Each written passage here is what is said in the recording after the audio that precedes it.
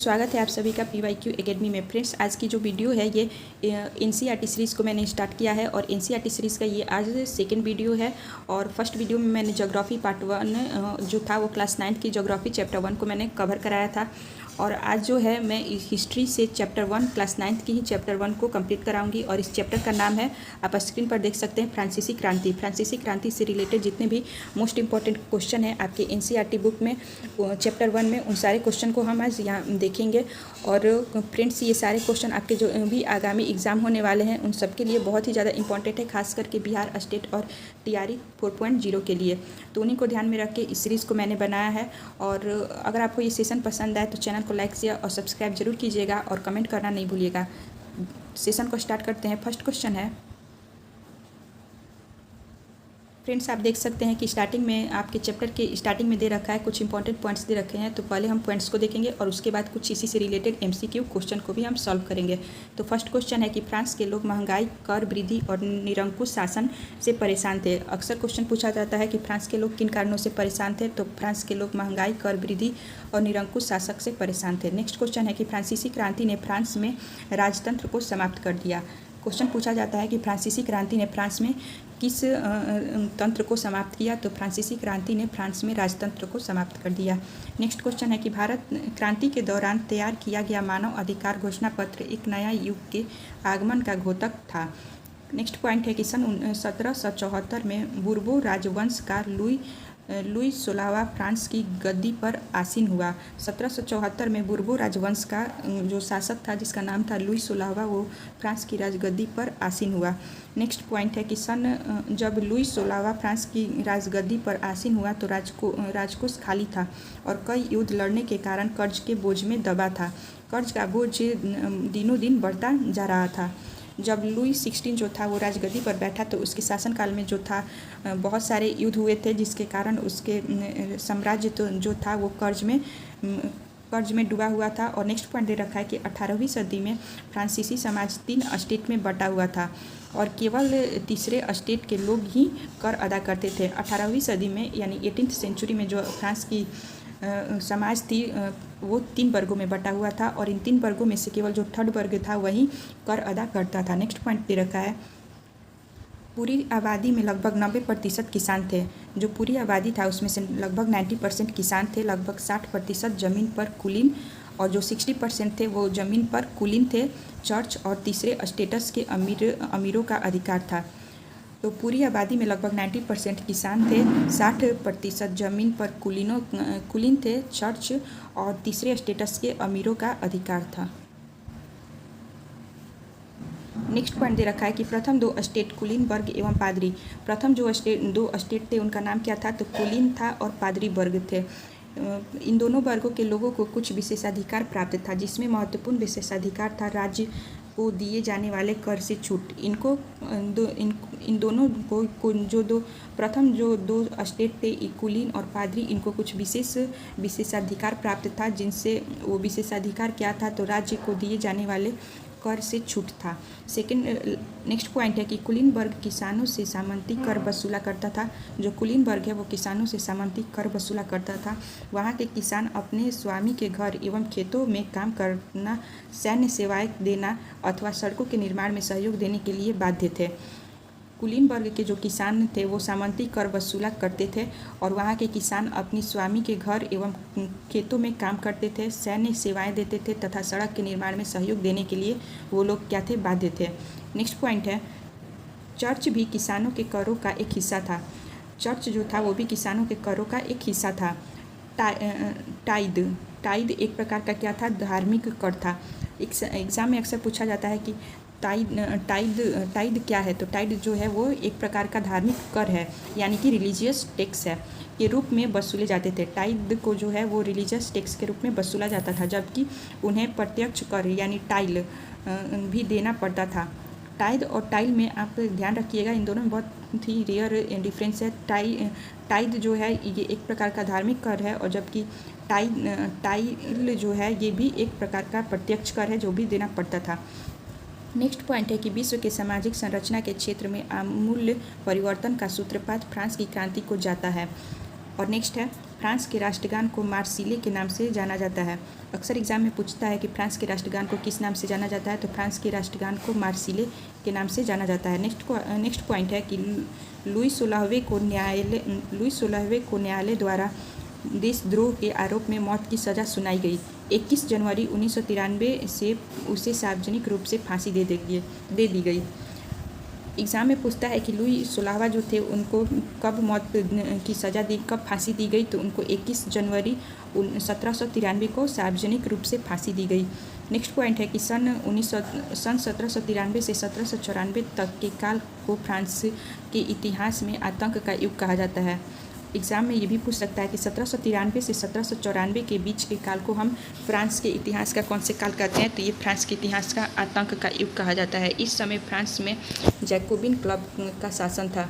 1793 से 1794 तक जो था फ्रांस में जैकोबिन क्लब का शासन था, और 1793 से 94 के बीच के काल को हम क्या कहते थे, आतंक का युग कहते थे।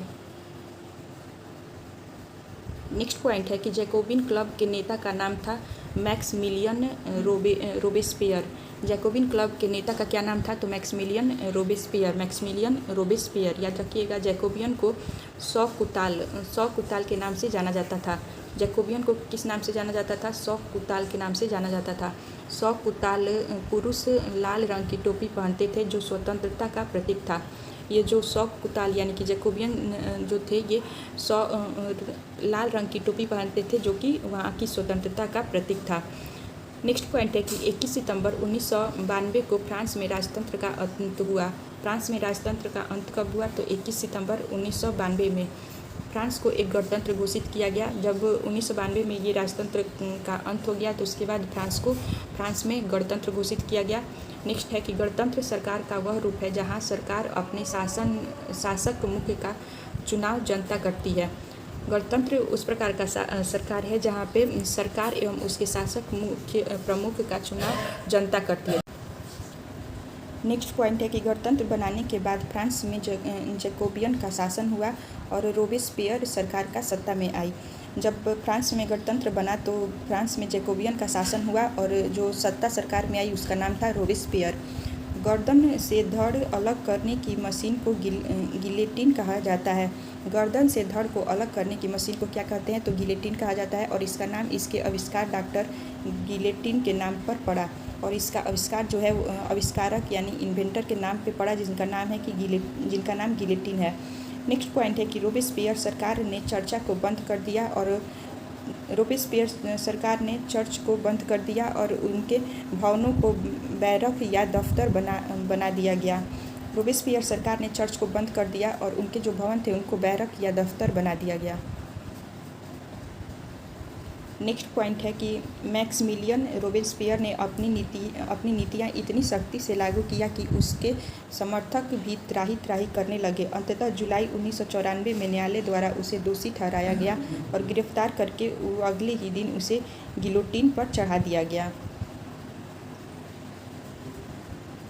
नेक्स्ट पॉइंट दे रखा है कि जैकोबियन सरकार के पतन के बाद फ्रांस में मध्य वर्ग के संपन्न तबके के पास सत्ता आ गई। नया संविधान बना और जिसमें 2 चुनी हुई परिषदों का प्रावधान रखा गया और इन परिषदों के 5 सदस्यों वाली एक कार्यपालिका डायरेक्टरी को नियुक्त करती थी।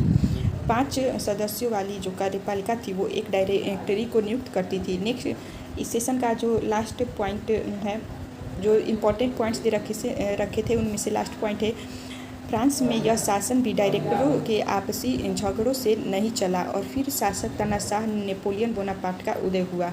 डायरेक्टरों के आपसी झगड़ों से जो है फ्रांस में शासन नहीं चला और अगेन वहाँ पे सैनिक तानाशाह नेपोलियन बोनापार्ट का उदय हुआ। MCQ सीरीज़ यहाँ से स्टार्ट होता है और फर्स्ट में दे रखा है फ्रांस में क्रांति की शुरुआत निम्न स्थितियों में हुई। फ्रांस में क्रांति की शुरुआत किन स्थितियों में हुई, आपका क्वेश्चन था और इसका उत्तर दे रखा है, पॉइंट्स में दे रखा है। फर्स्ट पॉइंट है कि लुई 16वें का शासन था और कई बार युद्ध की मार झेलने से फ्रांस की आर्थिक स्थितियाँ जर्जर हो चुकी थी। अब उसे फिर से नए कर बढ़ाने की आवश्यकता थी।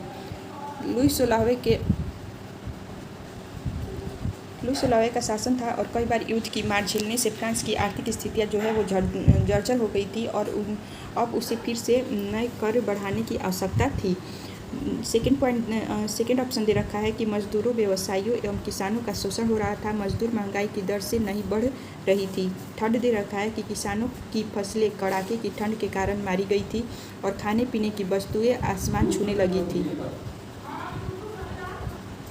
नेक्स्ट दे रखा है कि तीसरे स्टेट के प्रतिनिधि अब खुद को नेशनल असेंबली घोषित कर चुके थे और नए संविधान भी बनाना शुरू कर दिया था। इस समय कुछ दार्शनिकों के विचार और निरंकुश शासक ने पूरे फ्रांस आंदोलित होने लगा था। नेक्स्ट है कि लुई 16वां कब फ्रांस की गद्दी पर आसीन हुआ। तो 1774 में लुई 16 जो थे वो फ्रांस की गद्दी पर आसीन हुए। नेक्स्ट पॉइंट है कि लुई 16 जब फ्रांस की गद्दी पर आसीन हुआ तब उसकी उम्र क्या थी। तो लुई 16 जब फ्रांस की गद्दी पर आसीन हुआ तब उसकी उम्र 20 साल थी। नेक्स्ट है कि लुई 16 जब राजगद्दी पर आसीन होने के समय वित्तीय संसाधन नष्ट होने का क्या कारण था। दे रखा है कि लुई 16 के राजगद्दी पर आसीन होने के समय वित्तीय संसाधन नष्ट होने के क्या कारण थे। तो ऊपर में आपने पॉइंट्स में पढ़ा था कि जब वो शासन में आया तो वित्तीय संसाधन नष्ट होने के कारण प्रमुख कारण थे लंबे तक युद्ध का चलना। बहुत लंबी वहाँ पे युद्ध चल रही थी जिसके कारण वहाँ का जो शासनकाल था, वहाँ की जो व्यवस्था थी वो बिल्कुल जर्जर हो चुकी थी। नेक्स्ट है कि लिब्रे क्या है, इसे कब समाप्त कर दिया गया। तो लिब्रे जो है ये फ्रांस की मुद्रा होती है जिसे 1794 में समाप्त किया गया। ये VVI है, आप याद रखिएगा कि कई सारे एग्जाम में पूछता है। शायद आपके स्टेट क्वेश्चन में ये पूछ दे कि लिब्रे क्या है। तो ये फ्रांस की मुद्रा होती है और इसे कब समाप्त किया गया। तो 1794 में इसे समाप्त किया गया। लिब्रे क्या है, फ्रांस की मुद्रा है यानी फ्रांस का कॉइन है और इसे वहाँ कब समाप्त किया गया। तो 1794 में इसे समाप्त किया गया। नेक्स्ट है कि फ्रांस को कब गणतंत्र घोषित किया गया। तो 21 सितंबर 1792 में फ्रांस को गणतंत्र घोषित किया गया। नेक्स्ट है कि 18वीं शताब्दी में फ्रांसीसी समाज को कितने स्टेट में बांटा गया था। तो 18वीं शताब्दी में फ्रांसीसी समाज को 3 स्टेट में बांटा गया था। नेक्स्ट है कि फ्रांसीसी समाज का कौन से समाज को एक्ट कर अदा करना था और इस वर्ग में कौन कौन से लोग आते थे। तो फ्रांसीसी समाज में जो तीसरा वर्ग था, तीसरा स्टेटस के लोग थे, उन्हें कर अदा करना रहता था और इस वर्ग में व्यवसायी वर्ग, किसान एवं मजदूर लोग आते थे। तो तीसरे जो स्टेटस थे उनको कर देना पड़ता था और इस तीसरे स्टेटस में कौन कौन आते थे। तो व्यवसायी आते थे, किसान और मजदूर आते थे। नेक्स्ट है कि टाइद और टाइल में क्या अंतर है। फ्रांस में धार्मिक कर को टाइद कहते हैं और प्रत्यक्ष कर को टाइल कहते हैं। ये भी बहुत ज़्यादा इम्पोर्टेंट है और इन दोनों में डिफरेंस आप अच्छे से पढ़िएगा और इन्हें ध्यान रखिएगा कि टाइद क्या है। तो ये फ्रांस में धार्मिक कर को टाइद कहते हैं और टाइल किसे कहते हैं। तो प्रत्यक्ष कर को टाइल कहते हैं। नेक्स्ट क्वेश्चन है कि स्टेटस जनरल क्या है, यह क्या कार्य करता है। तो स्टेटस जनरल एक सरकारी संस्था थी। नए कर की मंजूरी के लिए स्टेटस जनरल की बैठक बुलाई जाती थी। यह नए प्रस्तावों पर अनुमोदन का कार्य करता था। नेक्स्ट क्वेश्चन है कि सन 1791 में फ्रांसीसी संविधान ने कानून बनाने का अधिकार किसको सौंप दिया। तो 1791 में फ्रांसीसी संविधान के जो कानून बनाने के अधिकार वो सौंपे गए थे वो थे national assembly. The social contract पुस्तक के लेखक कौन है। मोस्ट इम्पॉर्टेंट VVI कर लो। इस सोशल कॉन्ट्रैक्ट पुस्तक अगेन एंड अगेन बहुत सारे एग्जाम में पूछा गया है। इस सोशल कॉन्ट्रैक्ट पुस्तक के लेखक कौन है। तो रूसो है। नेक्स्ट है कि फ्रांसीसी महिलाओं को मताधिकार का अधिकार कब प्राप्त हुआ। तो जो फ्रांसीसी महिलाएं थी उन्हें 1941 में मतदान देने का, वोट देने का अधिकार प्राप्त हुआ। The society of revolutionary and Republican women's क्या था। यह फ्रांस के सबसे मशहूर क्लबों में से एक था। द सोसाइटी ऑफ रिवोल्यूशनरी और रिपब्लिकन वीमेंस ये जो थे वो फ्रांस के मशहूर क्लब थे। नेक्स्ट है कि रूसो ने किस पुस्तक में एक व्यक्ति एक वोट के सिद्धांत का उल्लेख किया है। तो रूसो ने द सोशल कॉन्ट्रैक्ट में एक व्यक्ति एक वोट का सिद्धांत दिया है। इस सेशन का लास्ट क्वेश्चन है कि फ्रांस की महिलाओं के द्वारा प्रारंभ की गई सबसे लोकप्रिय राजनीतिक क्लब का नाम लिखिए। तो फ्रांस की महिलाओं के द्वारा प्रारंभ किया गया सबसे फेमस जो राजनीतिक क्लब था उसका नाम था द सोसाइटी और revolutionary and Republican women's. The society of revolutionary and Republican women's. तो फ्रेंड्स इस प्रकार से हमने हिस्ट्री क्लास 9 के चैप्टर 1 को कंप्लीट किया है और इससे जो भी इंपॉर्टेंट क्वेश्चन बन रहे थे आपके MCQ उनको मैंने कंप्लीट कराया है और जो भी इंपॉर्टेंट नोट्स पॉइंट्स थे उन्हें मैंने कवर कराया है। तो फ्रेंड्स अगर आपको ये सेशन पसंद आए तो प्लीज़ चैनल को लाइक शेयर और सब्सक्राइब जरूर कर दीजिएगा और अपना कमेंट करना नहीं भूलिएगा। आप अपना कमेंट दीजिएगा आपको ये सेशन कैसा लगा। Thank you.